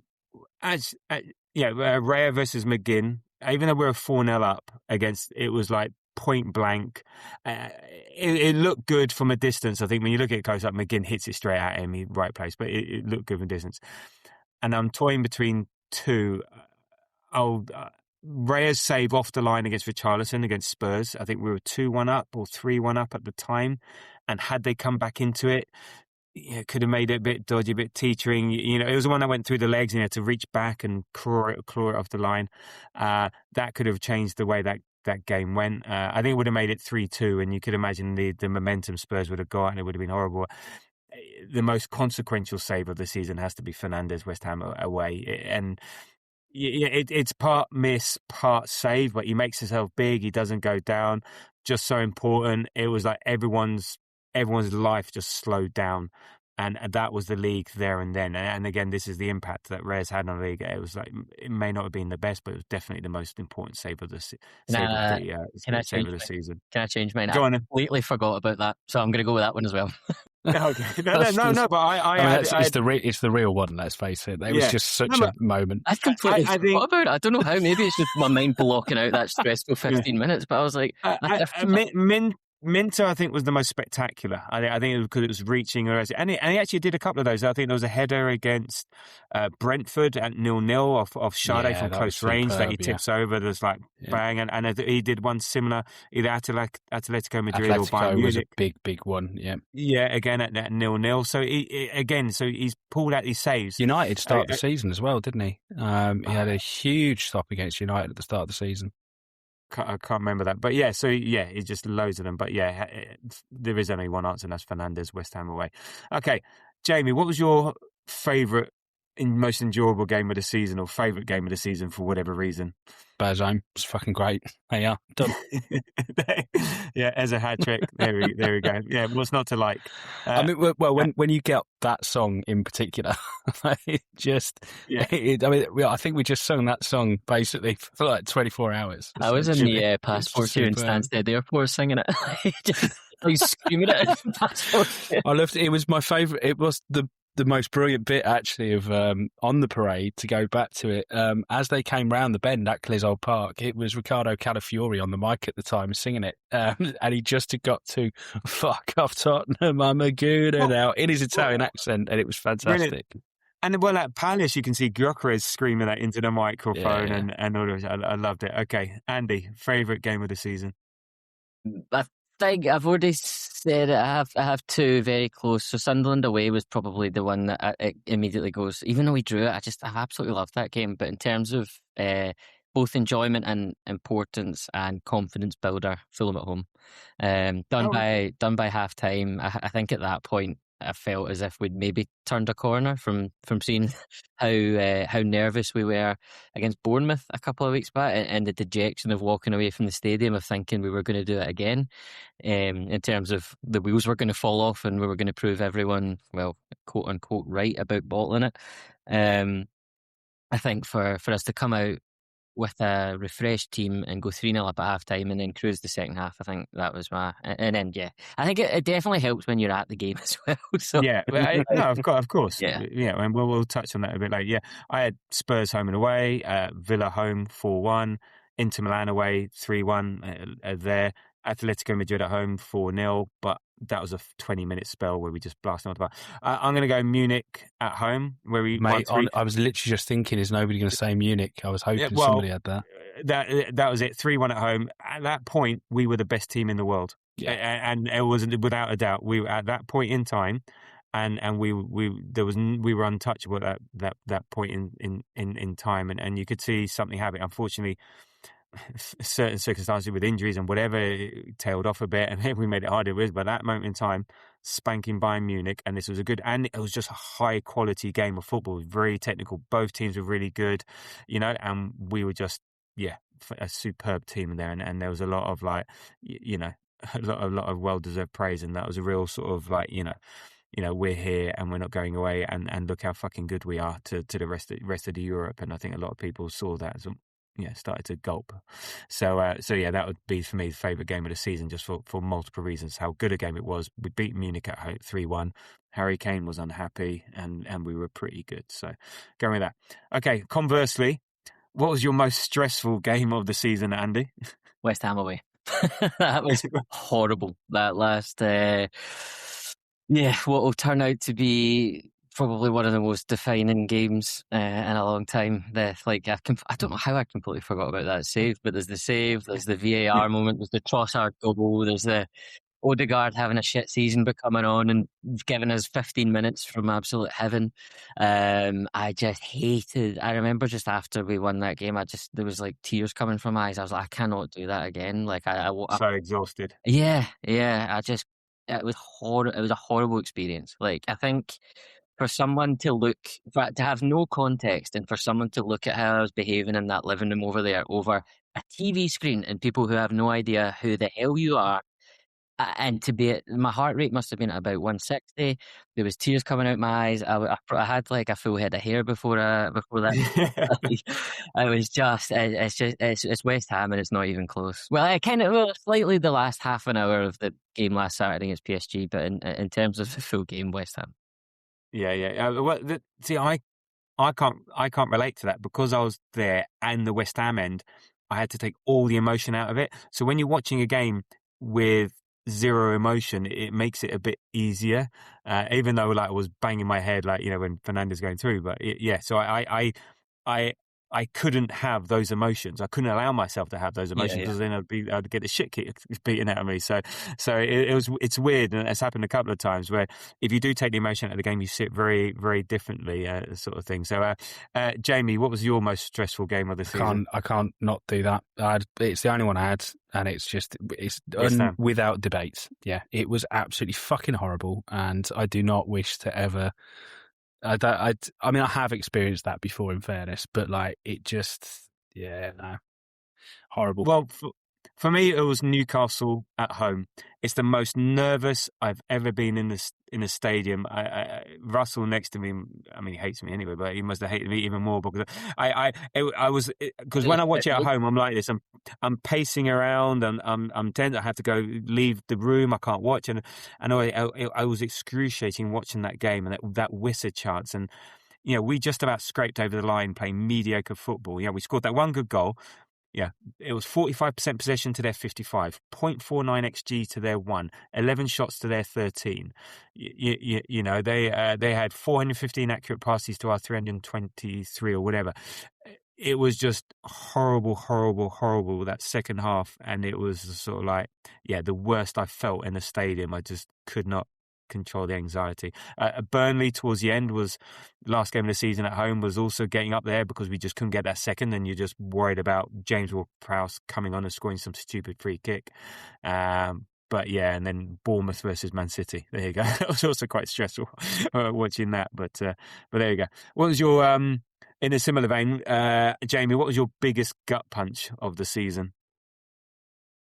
Do you know, I couldn't really come up with something for this. I was really thinking about it for a bit this afternoon. I was like, I don't know. I haven't got that abiding memory, and maybe that's mainly it. I can tell you what it was, a couple of seasons ago, quite easily, right?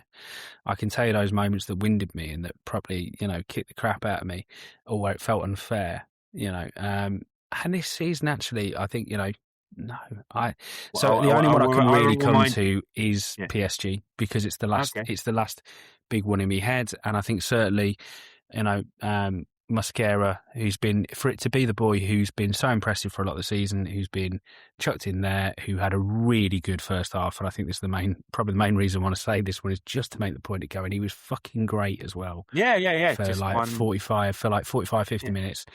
to make one little mistake like that, and for him then to be in that position when undoubtedly he was going to be replaced within 10 minutes anyway. I think that stuff was always happening. Was a real, it's less of a gut punch, a sucker punch. I don't know, but it's a horrible one. Well, I looked at it, and I never, and the Champions League final, even Gabriel missing or Eze, they weren't gut punches. It was just sad. It was just, it just felt, it was more of a deflation, a balloon deflation, or just I was like, oh, can we not have another go? Yeah, that it was like, it was just more sad rather than a like real punch in the stomach. I don't have any of those under the belt. Okay. What is it that's really hurt me this season? Moments left in my head, and I think that might be that all the joy of 2 weeks of party just erased it all, and it's like, fuck it, it's fine. Yeah, Andy, do you have anything to remind Jamie? I do indeed. I do. Alex Scott's goal that put Bournemouth 2-1 up at the Emirates in was it March, April time? Because again, it was just that building, as that narrative was building that the wheels were going to come off, we were going to do it, and we were going to prove everyone in the media right. And then we put in an absolutely honking performance. We managed to get a penalty. Gyökeres slotted it away. We went in half-time, 1-1. Let's go on. Let's kick on. 2-1, 3-1. Let's win the game. Just get up the road. But Bournemouth, they're a very good side. They put in a really good performance. And then just, I was, again, opposite side of the stadium, directly behind it, just seen Alex Scott you could see the whole goal to the left. And you seen Alex Scott just coming onto the ball, and I was like, oh no.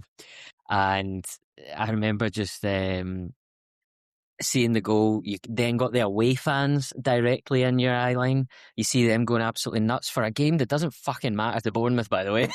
I was just absolutely... Well, it almost did, because they could have got Champions League. It was part of maybe getting Champions League, But I just remember being absolutely gutted walking out of that stadium, and then you did your 3 words review tabs, and I just remember writing in, I was like, every fucking season, and I just walked out up and down, got myself some fried chicken, and I was just absolutely gutted.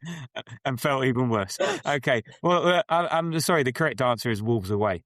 I can't believe you didn't remember that, Jamie. Being 2-0 up, we win that, we go 10 points clear, whatever stupid stuff like that, and to give away a 2-goal lead against the worst team in the league in the very last second to some 5-year-old that comes on that's never played football before, and David Rare, player of the season, does what he occasionally does once in a blue moon, comes for a ball, doesn't get it, and they get the equaliser. I just remember I screamed at the TV, what the fuck are you doing? Threw my notepad at the floor, and just sort of really just it was the most visceral,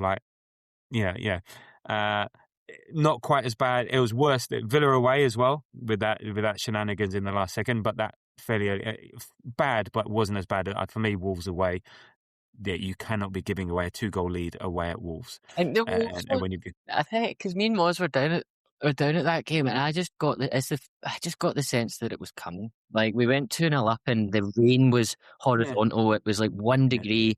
You could see timber just dying. Gyökeres came on, Eze came on and didn't touch the ball, and it just felt like, certainly in the stadium, it just felt like it was coming. So although I was gutted by it and I was annoyed, it didn't feel like as much of a gut punch for me. But maybe that's different watching it at home. But again, your experience, I feel, if I'm watching it, if I'm in the stadium, apart from Newcastle, I feel more in control of my emotions, sort of thing. Whereas at home, you're a bit removed and you just see it, and just that was that one. And we haven't asked this question, Tabs, but see, angriest moment. Go on, what's your angriest moment? Angriest moment was Wolves away, hearing those little fucking idiots singing second again, ole ole, as we had to walk back to the car. I was livid. Raging. Okay, right, on to the final question. I'm going to miss out one of the questions. What was your favourite moment of the season? Have you not fucking done the Arsenal-esque moment of the season? Oh, go on then. If you want to do it, let's do it then. What's your most? It's just because I've just worked it out, you bastard. I couldn't get it this afternoon. Go on then. What was your? I've got one, a good one as well. My most Arsenal-esque moment of the afternoon is tied into the favourite moment of the season, so I'll put the two of them together for you, and they're for us done, right? So my favourite moment of the season was the moment it was won. I'm sorry, it was.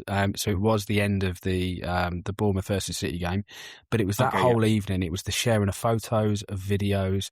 It was the players. It was the way that everything just compounded over and over and over in a sea, I suppose. And any time that Arsenal have won the title in my lifetime, I've not been at the game we've won it at. I've been to games after we've won 2 different titles previously, but not at the actual game itself. The same happened here, obviously, because we won it away. But the difference this time is obviously the social media sharing aspect of it, and therefore feeling connected and all these things going on. And seeing all the guys get together in London, especially a lot of our mates, was just absolutely brilliant. But the most Arsenal-esque moment of it, and it's like a modern Arsenal, it's like this Arsenal, was the fact that within minutes, it seems, the Champions range, including these shirts, were online and we were all ordering them. And that was just fucking hilarious. Was just so like Arsenal, the merch drop. Yeah, absolutely. it's these last few years, our commercial team have got so fucking good, haven't they? And they just swooped in within seconds of Bournemouth City and went, guys, please come and spend some money in the Armory. We've been waiting for this. Get yourselves checked out. I think there was somebody in the office going like, guys, can we put an all-nighter? Can we get the guys in the actual arm? There's like the thousands of people outside. Come on, we could be selling shirts here. Come on, get them in.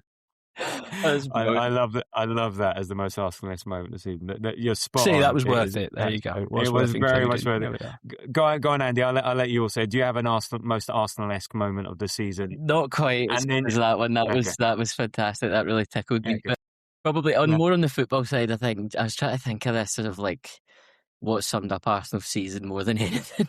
And it was a turgid game where we went 1-0 up, then conceded, and then scored in like the last minute with an own goal. And it was that Wolves home game where we beat them. Yeah. The stress involved in that to beat who at that point were going to be the worst Premier League team ever. Like, they were going to eclipse Derby's record.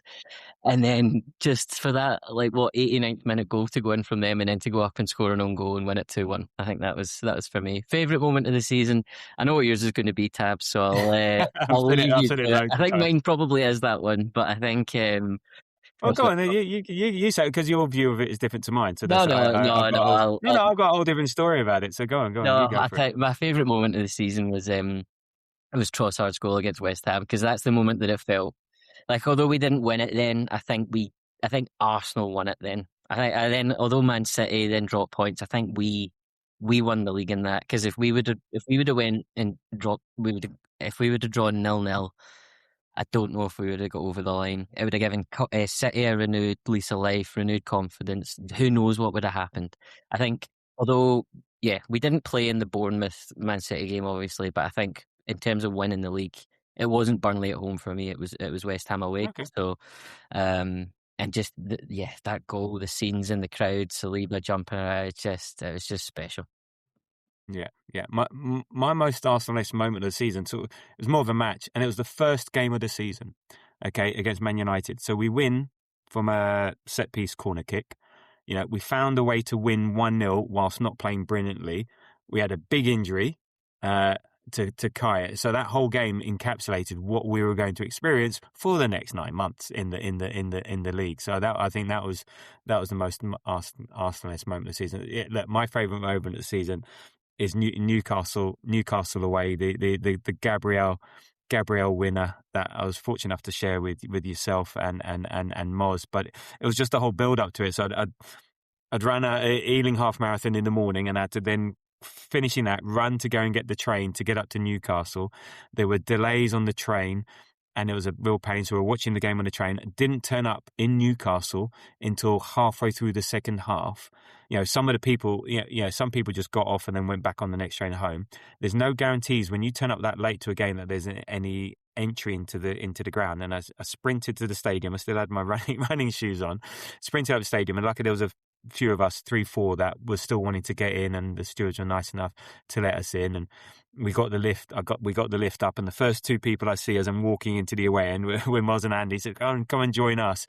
And then it was like brilliant football from Arsenal for the last 20 minutes, trying to get the equaliser, trying to win the game. So Marino scores a great header in his own right, to get it, and it's sort of like, and then Gabriel from a corner gets it in the 96th minute, and the limbs were brilliant, and it just felt like that was the start of our season. That was really that really kick-started our season. So that was that whole thing, just being able to be there for that, the whole journey, the whole day, and then train back was easy, but that just being there for that 20 minutes, it was worth it, and it was great fun to be there. I think other honourable mentions are the Dalman goal. If you were there at Everton, that was just stupendous, just being there for that. The crowd reaction at Fulham at half time, like someone mentioned before, that never seen anything like that before. The standing ovation, just that noise and all the rest of it.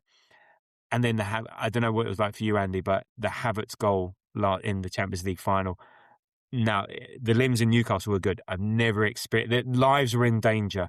There were bodies flying everywhere. It was just never, ever experienced anything like that. And if I let myself go fully, I would have been on the pitch, because the amount of body movement and everything. But that was just to score that early and everything. And the good thing is you can't take that away. So we really enjoyed that one moment, and no one will ever take that away from us. Right? We didn't get the result.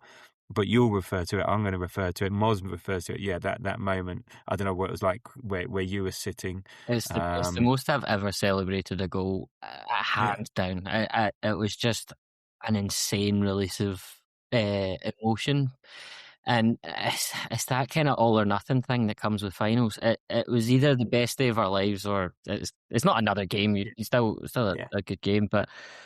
Had we just go over the line in that game, that would have went. It was biblical, like that. We'd still all be in Budapest. Oh mate, it'd be peeling me off the wall, honestly, because they basically had to peel me off the Puskas Arena stadium, the wall at the Puskas Arena to get. I think for a full 5 minutes, I was just screaming, and everyone around me was doing the same thing. Yeah. It was just electric. Yeah. Yeah. And I wouldn't have worried so much about a shitty sofa bed. But there we go. Right. Anyway, so bringing it full circle. Right. 2 quick questions and then we get out of here. Premier League or Champions League next season? Jamie, sorry. I'm going to... So, weirdly, this season I said Champions League because it was to a certain extent because it was like unprecedented. We never did it before. And yet next season I actually am going to say Premier League because on the other hand, we have not won back-to-back, titles in my lifetime. We have not done it since Herbert Chapman, right? 33, 34, 35. So that's huge for me. And it's all about that building blocks and momentum, isn't it? But I think certainly it's the thing that Wenger was never able to do. And similarly, the Champions League is the other thing that Wenger was never able to do. And if that's the case, then we can go on to a discussion of where Mikel sits in terms of all-time managers if he manages to do both of those things, because they're the 2 big unanswered questions that Wenger, Graham, neither of those guys were able to do those. So yeah, be interesting. What an opportunity to do it with a incredibly good squad, a young squad, hopefully a really good transfer window ahead of us, and managerial merry-go-round at every single one. Exactly, the opportunity should be there, right? Everything else is there, and I mean, in the same way, weirdly, I suppose there's a little bit of a Luis Enrique shaped. Can you become the dynasty of Europe because there's a lack of anybody but the Arsenal that are challenging you necessarily, right? So, yeah, be interesting to see, but I think certainly we should. I think that should be the priority. Andy, which one do you prefer next year? Yeah, Champions League. I think we will do the Premier League. Almost not quite a canter, but I think we will win the Premier League. But it's just and I would love to beat PSG next season in the Champions League final. Right the wrongs. I'll be saving every single month, so no matter if we do get to the final next year, I'll be saving every single month so that I can pay whatever it is for a ticket. I don't care. It needs to be the Champions League now after the pain of walking up to that stadium last Saturday. Yeah, I think it has to be the Champions League. Yeah. Okay. Yeah, I'm with you on Champions League, and I've already got my accommodation booked. So there we go. Right. So, and flights aren't quite released yet. Okay. Right. Andy, what's your one bold prediction for next season? Yeah, I struggled with this one because I was like, I think we'll not walk the Premier League, but I think we'll win the Premier League. And then I was like, well, what really counts as bold? Well, I put we'll win it easy. Win it easy. So you can say, yeah, we'll win it easy or comfortably. Probably along the similar vein. But I mean, after a massive couple of years, obviously we've got the World Cup coming up. I think we're going to have a really slow start. I think. Yeah, that's the trouble. I think a lot of players are there'll be the emotional kind of release and inertia. There'll be the physical issues to deal with. And I think we will take a slightly different approach to rotation at the start of next season. And if we were sitting there in November, early December, 5 or 6 points behind, probably Liverpool, I think is going to be our closest challengers next season, just because they got Iraola, and I don't really think that forward line can be kind of. I don't think Isak can. Yeah, he'll come back in and he won't play as badly as he did before he got injured. So yeah, 5 or 6 points behind in November, but then go on to win it by 5 or 6 points. Okay, Jamie, what's your bold prediction for next season? My bold Arsenal prediction. I really struggled for similar reasons because I'm like, well, I could say we'll make the Champions League final. I think I just kind of think that anyway. We've just done that last season. I can say, my bold Arsenal prediction for 26-27 is that the Arteta out Reddit will finally close. And I don't know how, because I'll tell you now, I've been on there so much the last few weeks because it's like fucking cockroaches with a nuclear bomb. How the hell have they managed to like stay alive when in this environment, in this fucking like post Arteta winning a league world?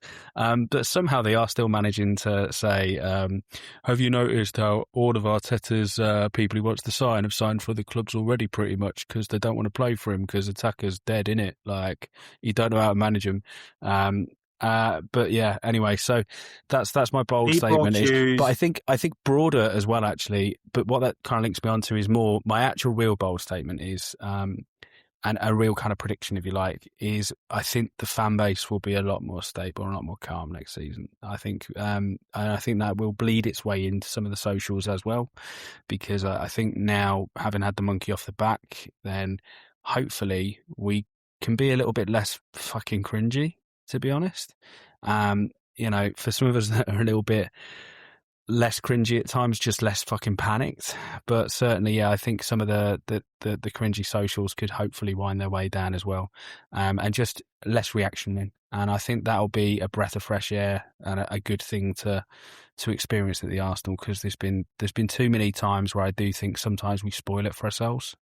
We've spoiled a little bit the fact that we've been watching some of the best Arsenal teams for 2 decades, and at times some individuals it feels like they've fucking wasted it. So yeah, my prediction is that people will stop wasting it a little bit. People choose misery. Tell us what you really think, Jimmy. Tell us the name. There are people out there. Be bold. It's about as bold as I can be. Yeah. I can't be bold about what the team's going to do on the pitch, so I'll be bold about that. There you go. People just choose misery sometimes, and that's who they are. So it's whether it's Arsenal, it's whether it's anything else. So fuck them. Right, yeah, we're winning the league easy, and we're winning 2 trophies. That's what my bold prediction for 26-27. Right, there you go. That's it. That is the end. We've drawn a line under the 25-26 season. As champions, reaching 2 finals as well. Unfortunately, not winning those, and so looking ahead, it's all going to be about transfers and what happens next season. So it's been a blast. It's been stressful. It's been fun. So and thank you, Jamie, and thank you, Andy, for joining me this evening and sharing your thoughts and your awards. Thank you. It was a pleasure, my friend. Cheers, guys. Pleasure. Good. And look, you can follow us on Threads, Blue Sky, Insta, TikTok, X, and all the socials at The Grove AFC. Our next pod will be sometime in a week's time, looking at the state of the squad and what we might do over the summer. And as always, if you enjoy what you hear, then please leave a like, a subscribe, comment, etc., on the podcast apps, on Apple, on YouTube, and on Spotify, because it helps with the algo and getting into the ears of less fortunate people than yourselves. So there we go. That's a wrap for, say, 25-26. Thank you for listening. And until the next time, come on you Gunners.